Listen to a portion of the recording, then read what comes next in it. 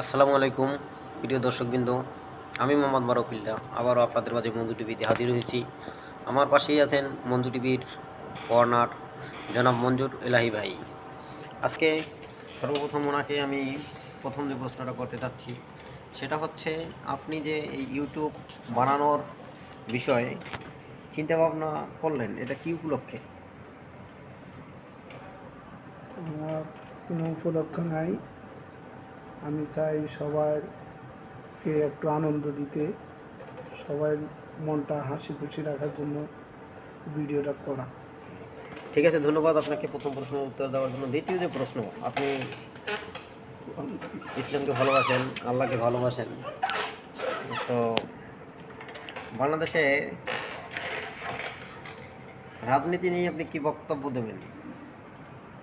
রাজনীতি নিয়ে আসলে আমরা তো রাজনীতিবিদ না, এগুলি আমাদের কোনো আলোচনা করাটাই ঠিক না। দেশে এখন যে পরিস্থিতি, আমার মনে হয় দেশটা এখন ভালো নাই।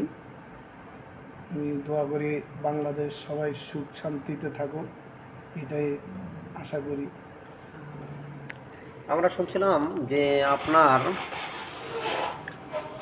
বাড়ি নোয়াখালীতে একখণ্ড উগান্ডার জমি পাওয়া গেছে, এটা কোথায়, কোনখানে?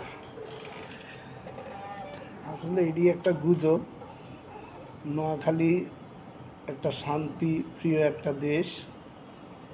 অনেক বাংলাদেশে কিছু কিছু জেলা মানুষ নোয়াখালী বিতর্কিত করে, সেজন্য মানুষ এইসব ধরনের চিন্তা ভাবনা ধারণা যে আসে।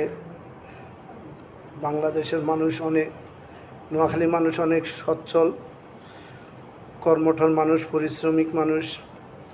তাদের মনটা আমার মতো সাদা। তো আপনি কি বলতে চাচ্ছেন নোয়াখালীতে কোনো খারাপ মানুষ নাই? সব জায়গায় তো ভালো খারাপ থাকে, কিন্তু আছে, পার্সেন্টেজ কম আর কি।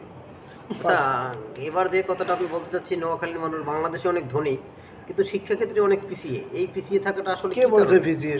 আপনি কত দেখবেন যে বাংলাদেশে যে সাক্ষরতার হার আছে, সেখানে আগের নোয়াখালী থেকে অনেক পিছনে, অনেক পিছনে আছে।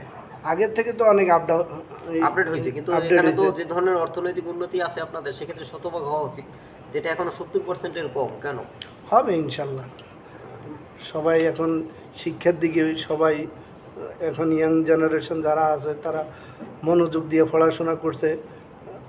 ইনশাল্লাহ সামনের দিকে এই নোয়াখালীবাসীর সবচেয়ে বেশি শিক্ষা লাভ হবে, শিক্ষা গ্রহণ করবে। তো ঠিক আছে দর্শকবৃন্দ, মঞ্জু টিভির পক্ষ থেকে আপনাদেরকে ধন্যবাদ। মঞ্জু টিভির সাথে